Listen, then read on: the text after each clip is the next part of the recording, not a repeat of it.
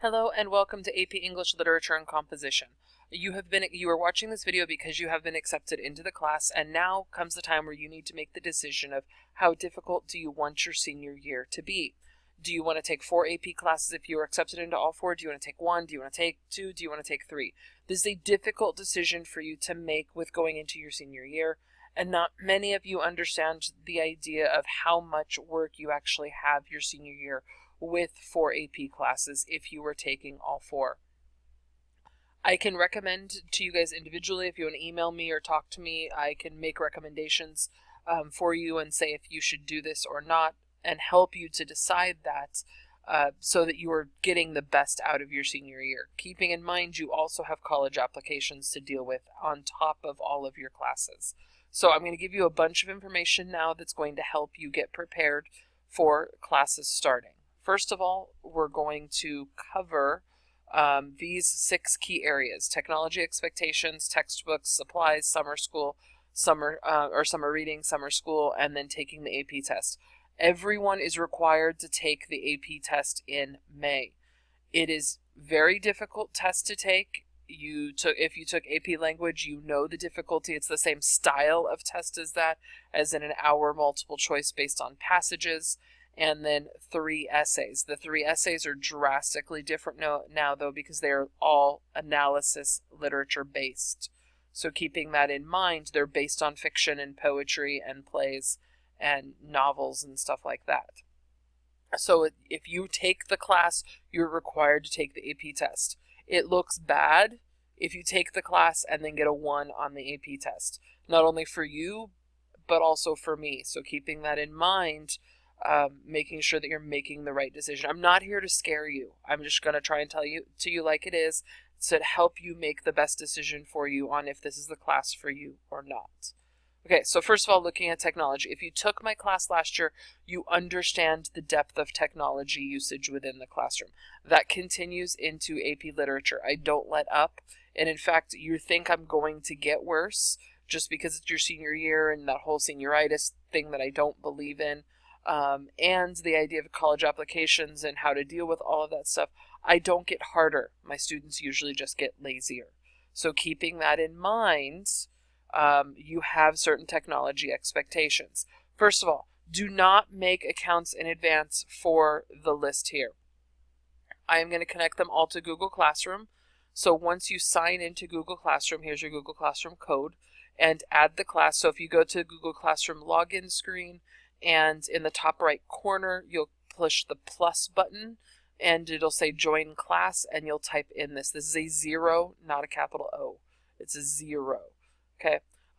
We do still do the flipped classroom idea. That's why you're watching this video at home, giving you information and prepping you for class. I will do this several times throughout the year. I think more so even with the lit class than I did with the Lang class, because of all of the introductions to the various aspects of devices and the poetry and the background on the different pieces that we're going to be reading. Classcraft will still be in effect, but I probably will not get started till the 2nd or 3rd week of classes. You will have daily online homework in either Classcraft, Edpuzzle, or on Google Classroom. We are using Turnitin.com and Infinite Campus so that you can view your grades. Okay, textbooks. You need these in class by Thursday, August 10th. There are 2 main textbooks. This is what I call my brick. It's the main textbook. I am using the 10th edition. There is an 11th edition out there, but I'm using the 10th edition. There are some differences between the 10th and 11th. One being price. The 10th is a lot cheaper than the 11th edition. So I highly suggest that you go with the 10th instead. And then the Wordly Wise book. It needs to be a clean copy, not one that has writing in it. I will check on August 10th when we actually go to start using the books. Okay, supplies. This list should not be a surprise to you. I did amend a couple of things on here. Remembering my obsession with black and blue ink, with the idea of being professional in how you write in class. I'm the one who gets to write in all the funky colors. You get to write in black and blue, so you're practicing that professionalism. Pencils will be allowed on certain aspects, one of them being vocab. There's not much in the way of grammar this year, so I was about to say grammar, but it's not. Highlighters, again, I do not require that you have 2 to 3 colors. I just recommend, especially when we get into the poetry and when we start highlighting poetry and labeling things, it's so much easier to do if you have 2 to 3 colors. I cannot stress and emphasize that enough. Poetry is the killer of this class. Because you have not had poetry to this depth and detail, it is like a science and math class aspect in there, and I do use a lot of math in teaching poetry to you. Okay, whiteout, binder, notebook, again, lots and lots and lots of paper. Most of my students go through 1 notebook if you do a notebook per semester. 1-inch binder with dividers. It's on the supply list, but you are not required to bring it because I still have your binders from last year. So I will only need binders with dividers from the couple of new students that are not, that didn't take AP language or came in the middle of last year and didn't have a binder. I think that person knows who they are. Note cards. This is where I amended. I said 200 last year. I think we ended up going and each student went and bought another 200 or 300 on top of it. So I'm saying start with 500. The note cards for AP Lit are insanely crazy. You thought AP Language's note cards were bad. AP Lits are insane. Some weeks you have 50 note cards for some chapters for literary devices. So it is important that you have those note cards ready to go. Computer access is a requirement. I am actually going to highly suggest the idea of computer or a tablet in class, especially since we're going to be doing a daily aspect in class on at the beginning of class that is computer based. So that will greatly help with that. And then obviously your Pilibos email address. Okay. Your summer reading books. You know about Never Let Me Go and The Stranger. These were the 2 that you were told to about when you took the placement exam.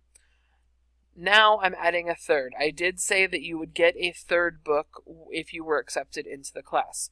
The 3rd book that you're reading is called How to Read Literature Like a Professor. This is what the cover looks like. It is a revised edition. It is not the 1st edition. It is the revised edition. I stress the idea of the revised edition because the chapters are different in it. It has chapters that are not in the 1st edition, and there are chapters that we are very specifically using in this. This book is a great resource and tool. This is my 2nd year using it for the AP Lit class, and we will use it throughout the entire year. It is funny in the idea of how you're looking at it, and it's looking at the idea of how does a teacher figure out what the symbolism mean, what the colors mean, what this means, what that means, with the idea that we talked about the blue curtains and trying to figure out all of that type of stuff. This is where the weather comes in, the colors, the seasons. All of that is taught to you in this book. Now, you will also have a writing assignment that is posted on Google Classroom that is due on the morning of our first summer session, 8 a.m. on August 7th. And it's due to Google Classroom. Do not email it to me. It should be turned in on Google Classroom. The writing assignment will take certain chapters from this novel where you will have to apply them to these 2 novels. Okay, because there are certain aspects, and we will be doing this all year long, where you'll be taking certain chapters and aspects of this and applying it to the different pieces of literature that we read throughout the year. As just a quick intro, Never Let Me Go is a dystopian novel. It's set in England in the near future with the idea of cloning. And this is from the perspective of the clone, which is drastically different than what you would expect. Yes, there is a movie, but the movie is different. Okay? So if you're going to watch the movie, read the book first because I've done both, so I know what questions to ask or not to ask. The 2nd novel is The Stranger. I suggest doing some background information on this, some little research on this idea of existentialism, because that will come into our first main conversation on this novel. The Stranger is set in Algiers and France with the idea of very lower tip of France. It's basically French Algiers, so it's not necessarily France, but it's Upper Africa, and it's in the 1940s, and it's this guy's interpretation of how he feels like a stranger to himself and to everybody around him. It is weird, as in it feels weird, like you want to slap the guy, how can you act like this? How can you do this? How can you say these things? How can you lack this emotion? So these novels are drastically different in their emotional aspects, in their settings, and in their content. And that's how I'm going to tie them together with how to read literature like a professor. Again, writing assignment posted on Google Classroom, due by 8 a.m. on the first day of summer sessions. Now, summer classes do start, like I said, on Monday, August 7th. This year I'm doing my summer reading schedule a little different. You'll notice it's a 4-day schedule instead of a 3-day schedule. I realized last year that the 3-day schedule was a little rushed, so I'm being a little nice in this aspect here. So on Monday, August 7th, we will have a reading quiz. You will walk in the door. You'll have a 30-point reading quiz on all 3 novels. So it is important that you have them all 3 read. You'll walk in, you'll pull out a black or blue ink pen, you'll sit down. I won't even probably say hi, and I'll just hand out quizzes, and we'll go from there. Then we'll do things like the syllabus, and we'll start into novel discussions and expectations and how the time is going to go. Summer session, that 2-week session, there are usually 2 tests. There's a summer reading test, and then there's a test on the first chapter, or there's an essay on the first chapter. So it just depends on how things are going, because if I have to cancel a class or 2 due to summer, due to teachers coming back and me having to go train some things, I usually will do an essay instead of a test. We'll spend Tuesday on one novel and Wednesday on another novel. Notice that there isn't another day in here for the 3rd novel. It's because I'm tying in aspects of the 3rd novel to each of the other novels. I'm not doing it by itself because it's a tool that we use to analyze the other 2 novels. Then on Thursday, the summer reading test will take place. It will be worth 60 points, but it will not take the entire period. It'll only take about half an hour. And then from there, we will start into the textbook, and that's why I require that your textbooks are due on that day. I hope this helps you to see and expand on the class. Remember that you have a decision to make. Summer reading is important. It is required. It is also part of what's going to show up on your AP test. All of the novels you've read in high school, all of the plays you've read in high school will be reviewed this year and added on to, because those are going to show up on your AP test at the end of the year. So you have a lot of review to go through this year with relation to what we've read through the years. Keeping this in mind, your decision is your decision. If you need help, if you want my feedback or my advice, I am gladly more than willing to help you. One thing that some students have decided to do in the past, and I'm not saying this is for everybody, if you passed AP Language with a 3 or higher and your major is more in the math and the sciences, some students have opted not to take AP Literature because they already have the credit for it. So keeping that in mind, if you take and you pass AP Language and AP Literature, for the first time you pass it, you get out of English 101. The second time you pass it, you get elective credits. So those who would rather have the math or the science credit and focus on the math or the science sometimes opt to do those APs instead of the literature. Unlike 11th grade, where AP Language and AP US History pair nicely together, there isn't that pair in your senior year in the English aspect. Okay? So keeping that in mind, your decision.